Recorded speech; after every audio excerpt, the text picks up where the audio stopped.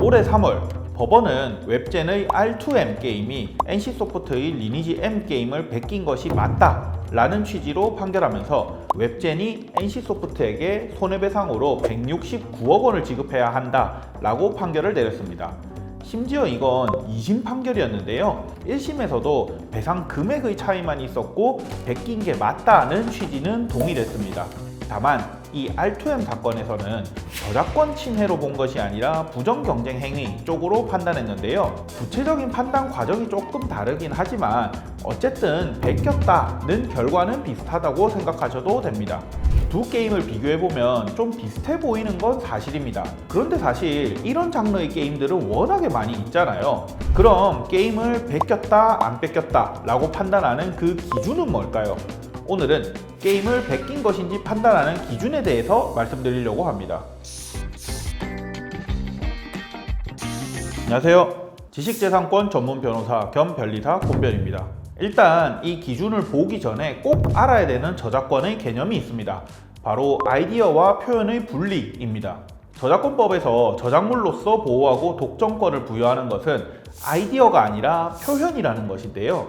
아까 나온 리니지 게임을 예로 들자면 몬스터를 잡아서 돈이나 아이템을 모으고 그걸로 내 캐릭터를 강화해서 다른 캐릭터들과 싸워서 이기고 내 세력을 키워나간다 라는 것은 아이디어의 영역으로, 이런 추상적인 아이디어의 영역은 저작권으로는 보호받지 못합니다.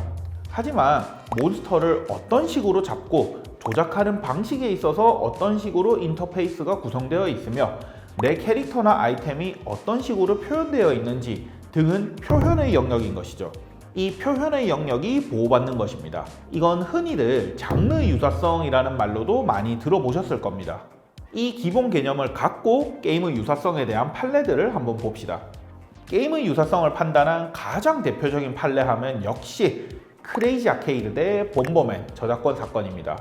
맵에서 캐릭터를 사방향으로 조작해서 폭탄 등을 설치하고 터뜨려서 상대방을 제압해서 승리한다 라는 아이디어는 거의 비슷했죠. 즉 장르는 유사했습니다. 그런데 법원은 이 두 게임이 다른 게임이라고 판단했습니다. 그 표현 방식에 있어서 맵, 캐릭터, 아이템, 폭탄 등의 구체적인 표현 방식에 있어서 두 게임이 다르다고 판단했던 것이죠. 이 판결은 2007년에 서울중앙지방법원에서 선고되었던 판결이었습니다. 한동안은 게임끼리의 저작권 침해 여부에 대해서는 이 크레이지 아케이드 판례가 거의 판단 기준이 되었고 침해를 인정받는 게 정말 어렵다라는 것이 중론이었습니다. 대부분 게임을 뺏기더라도 캐릭터나 맵 같은 요소들은 조금 다르게 디자인하는 게 당연하니까요. 그런데 이 크레이지 아케이드 판결의 흐름에 대해서 크게 변화가 일어났던 판결이 있었는데요. 일명 킹닷컴 대 아보카도 사건이었습니다. 킹닷컴이라는 회사의 팜 히어로즈 사가 게임이 먼저 출시되었고 그 뒤 아보카도라는 회사의 포레스트 매니아라는 게임이 출시됐습니다. 그래서 킹닷컴이 아보카도에게 게임을 베꼈다라는 취지로 소송을 걸었습니다. 이 사건은 무려 대법원까지 올라가서 판결이 나왔습니다. 두 게임은 모두 퍼즐 게임으로 플레이어의 조작을 통해서 특정 칸으로 옮겨서 3개 이상 같은 모양이 직선으로 맞춰지면 그 맞춰진 칸들이 사라지면서 점수가 올라가는 방식이었습니다.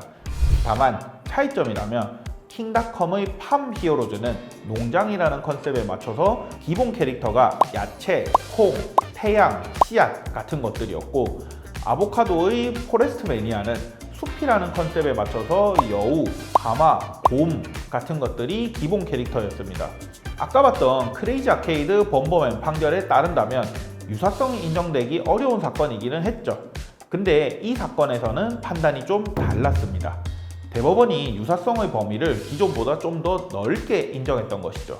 대법원은 두 게임이 동일한 순서대로 단계적으로 규칙들을 도입했고 주요한 구성 요소들의 선택과 배열 및 조합 등을 그대로 사용해서 캐릭터만 달라졌을 뿐이라 유사한 느낌을 주며 시나리오와 기술적으로 구현된 구성 요소들의 선택과 배열 등의 제작 의도가 거의 그대로 표현되고 있다라는 취지로 판단했습니다. 그러면서 두 게임이 실질적으로 동일하므로 아보카도의 포레스트 매니아가 킹닷컴의 팜 히어로즈를 베껴서 저작권을 침해했다라고 판단했죠. 이 대법원 판례가 2019년에 나왔으니까 아까 크레이지 아케이드 판결로부터 게임 저작권 침해 범위를 넓히는데 약 12년 정도가 걸렸네요. 이 대법원 판결이 있은 뒤부터 게임 저작권에 대한 범위가 넓어지면서 게임 회사끼리 표절과 관련한 소송들이 훨씬 더 많아지기 시작했습니다. NC소프트는 초반에 말씀드렸던 R2M 게임 말고도 카카오 게임즈 및 엑스엘 게임즈의 아케이지 워 게임에 대해서도 소송을 걸었지만 이 사건은 NC가 1심에서 패소했고요. 또 NC소프트가 카카오 게임즈 및 레드렛 게임즈의 게임 롬에 대해서 제기한 저작권 소송은 지금도 진행 중에 있습니다. 넥슨도 아이언메이스의 다크앤다커 게임에 대해서 소송을 걸었는데요. 이 게임은 넥슨의 미공개 프로젝트를 유출해서 넥슨의 전 직원들이 새로운 회사를 만들어서 다크앤다커 게임을 만들었다 라는 내용이었습니다. 넥슨은 저작권 침해와 영업비밀 침해로 소송을 걸었는데 법원은 저작권은 인정을 안 했고 영업비밀 침해만 인정했습니다. 이렇게 보면 아까 말씀드린 킹닷컴 판례 이후로 게임사들이 여러 소송들을 걸고는 있지만 사실 저작권 침해는 여전히 쉽게 인정이 안 되고 있습니다. 최근 일본에서는 포켓몬스터 IP를 보유한 닌텐도 측에서 펠월드라는 게임에 대해서 소송을 걸었습니다. 그런데 이 사건에서도 저작권으로는 좀 어렵다고 생각했는지 게임의 시스템과 관련한 특허권 침해 소송을 걸었더라고요. 닌텐도조차 저작권 침해 쪽을 피하는 것을 보면 아직 게임에 있어서 저작권 침해는 인정받기 어렵구나 하는 생각이 듭니다. 오늘은 게임 표절과 관련해서 여러 가지 사례들을 알아봤습니다. 관련해서 궁금하셨던 분들께 도움이 되셨길 바라고요. 저는 다음 영상에서 찾아뵙겠습니다. 감사합니다. 권면이었습니다.